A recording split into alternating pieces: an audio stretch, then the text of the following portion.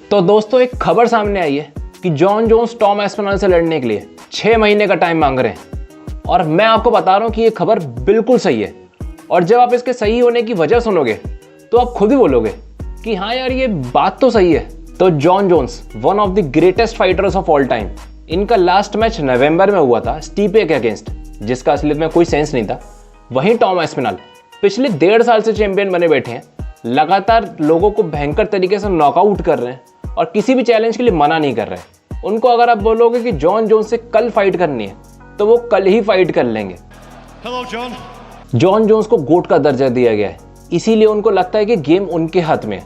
जब ये दोनों लास्ट टाइम मिले थे तब उन्होंने टॉम एस्पिनल के अगेंस्ट फेस ऑफ करने तक लिए मना कर दिया था।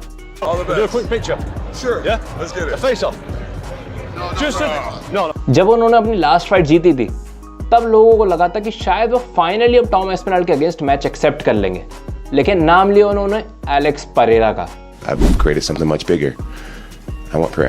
कुल मिला के जॉन जोन्स ने टॉम एस्पिनल की वही हालत कर दी है जो कॉनर ने माइकल चैंडलर की करी थी। और पता है इन दोनों में फर्क क्या है?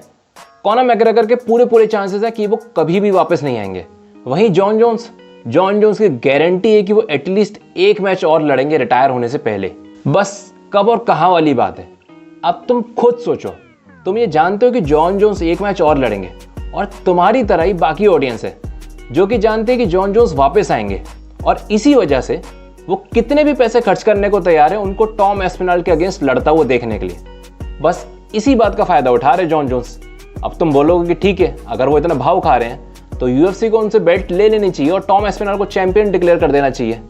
अब देखो, इससे जॉन जोन्स का कोई नुकसान नहीं होने वाला। तुमको Tom Aspinall versus John Jones का इंतजार करते करते 1.5 साल हो गए ना, फ्रस्ट्रेशन और एक्साइटमेंट बढ़ा ही होगा।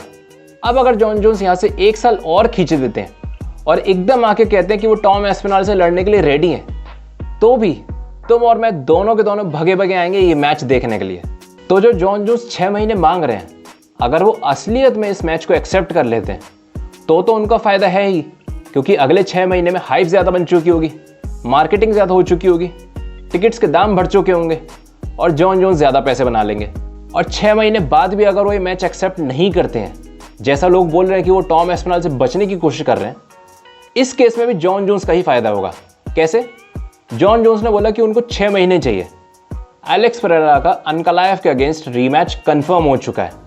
अगर बाई चांस एलेक्स परेरा अनकलायव को हरा देते हैं तो जॉन जोन्स एलेक्स परेरा के अगेंस्ट भी मैच ले सकते हैं। और ऐसा मैं नहीं कह रहा, ऐसा उन्होंने खुद कहा था कि वो टॉम एस्पिनल की बजाय एलेक्स परेरा के अगेंस्ट मैच लेना ज़्यादा पसंद करेंगे।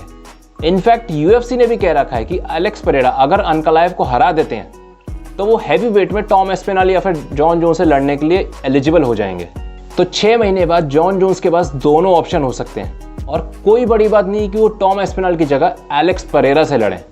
दोनों केसेस में उनका फ़ायदा भर के होगा और कंपैरेटिवली आई फील कि उनके लिए एलेक्स परेरा को हराना थोड़ा सा ईजी है। अगर मैं पर्सनली बताऊं तो मुझे लगता है कि वो टॉम एस्पिनल से ही लड़ने की तैयारी कर रहे हैं, क्योंकि वो खुद भी उनको बिना हराए रिटायर नहीं होना चाहेंगे। आपको क्या लगता है, ये 6 महीने उन्होंने किस बात के मांगे? कमेंट्स में बताओ। और भाई फॉलो सब्सक्राइब कब करोगे यार? जब जॉन जोन्स रिटायर हो जाएंगे? सब्सक्राइब करो यार। See you in the next video.